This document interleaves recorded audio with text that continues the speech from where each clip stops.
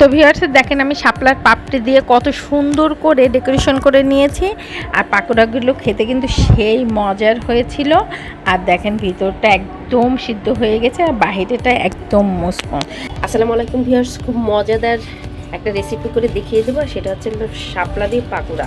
শাপলা দিয়ে পাকোড়াটা যে কত টেস্ট না খেলে পরে আসলে বোঝা যায় না। আর আমি আজকে বানিয়ে নেব লাল শাপলা দিয়ে। দেখেন এখানে আমি অনেকগুলো শাপলা নিয়েছি, লাল শাপলা। আর এই লাল শাপলা দিয়ে আমি সুন্দর করে পাকোড়াটাকে বানিয়ে নেব। আর বানানোর আগে আমি শাপলাটাকে খুব সুন্দর করে পরিষ্কার পরিচ্ছন্ন করে সিলে নেব, সিলে সুন্দর করে ধুয়ে নেব। তো ভিউয়ার্স দেখেন আমি কত সুন্দর করে শাপলাগুলো সুলে নিয়েছি। দেখেন দেখতে কিন্তু খুবই দারুণ লাগছে। এখন আমি এই শাপলাগুলোকে খুব সুন্দর করে একদম ছোটো ছোটো করে কেটে নিচ্ছি। ভিউয়ার্স দেখেন শাপলাগুলো কত সুন্দর করে আমি কেটে নিয়েছি। কিছু লবণ দিয়ে রাখছি, কারণ লবণ দিয়ে রাখলে কী হবে, শাপলা থেকে একটা পানি বের হবে। আর ওই পানিটাই হচ্ছে শাপলার একটা কষ। আর এই কষটা শাপলা থেকে বের হয়ে গেলে শাপলাটা খেতে কিন্তু খুবই মজা লাগে। তো এইভাবেই করে আমি শাপলাটাকে প্রায় 10 থেকে 15 মিনিট রেস্টে রেখে দেবো। রেস্টে রেখে দেওয়ার পরে দেখবো যে শাপলা থেকে একটা সুন্দর কষ বা পানি বের হয়ে গেছে। তো ভিউয়ার্স দেখেন আমি শাপলাটাকে যে লবণ দিয়ে মেরিনেট করে রেখেছিলাম, দেখেন কতগুলো পানি বের হয়েছে শাপলা থেকে। কাছ থেকে দেখিয়ে দিচ্ছি। এখন আমি শাপলাটাকে জাস্ট এরকম হাত দিয়ে একটু একটু চেপে চেপে দেবো। চেপে চেপে নিলে কি হবে, এর ভিতরের যে কষটা বা রসটা সেটা বের হয়ে যাবে। এখন আমি শাপলাটাকে প্রায় 2 থেকে 3 বার ধুয়ে নেবো একদম ফ্রেশ পানি দিয়ে। তো ভিউয়ার্স দেখেন আমি শাপলাটাকে খুব সুন্দর করে ধুয়ে এরকম চিপে চিপে একদম রসটাকে ফেলে দিয়ে আমি ফ্রেশ শাপলাটাকে নিয়েছি। বেশি রস থাকলে কিন্তু পাকোড়া বানাতে গেলে অনেক ঝামেলা।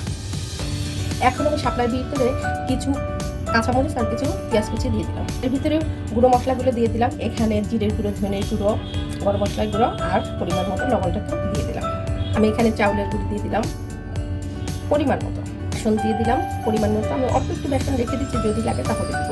চাউলের ভাগটাই আমি এখানে বেশি দিয়েছি। এখন দেওয়া হয়ে গেছে। এখন আমি খুব সুন্দর করে আলতো আলতো করে মেখে নিচ্ছি। আর মাখতে মাখতে কিন্তু খুব সুন্দর একদম আঠালো আঠালো একটা ভাব এসে যাবে।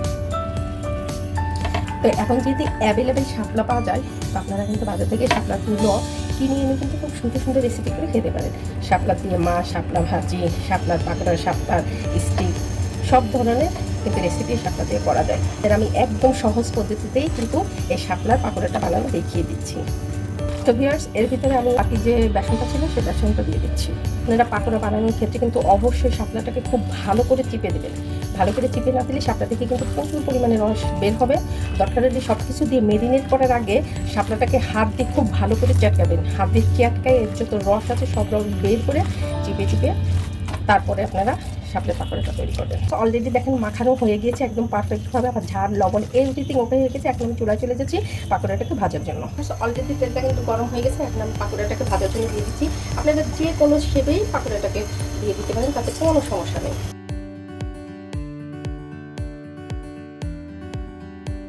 এইভাবে করে সবগুলো পাকোড়া আমি দিয়ে দিলাম। এখন আস্তে আস্তে জালে পাকোড়াগুলোকে ভাজতে হবে। এখানে হাই স্পিডে দেওয়া যাবে না, জাল মিডিয়াম তাপমাত্রায় জালটা দিয়ে পাকোড়াটাকে সুন্দর করে ভেজে নিতে হবে।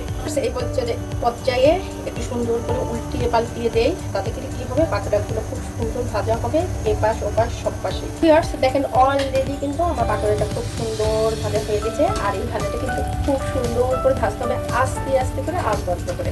খুব তাড়াহুড়া করে ভাজতে কিন্তু পাকোড়াগুলো খাওয়া যায় না। ভিতরে মানে উপরে মচমচ হয়ে যায় কিন্তু ভিতরে কাঁচা থাকে। তখন কাঁচা থাকলে কিন্তু আমার পাকোড়াটা খাওয়া যায় না, মানে মজা লাগে।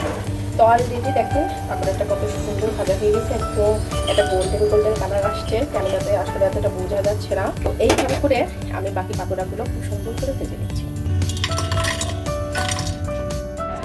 তো ভিউয়ার্স দেখেন আমি শাপলার পাপড়ি দিয়ে কত সুন্দর করে ডেকোরেশন করে নিয়েছি।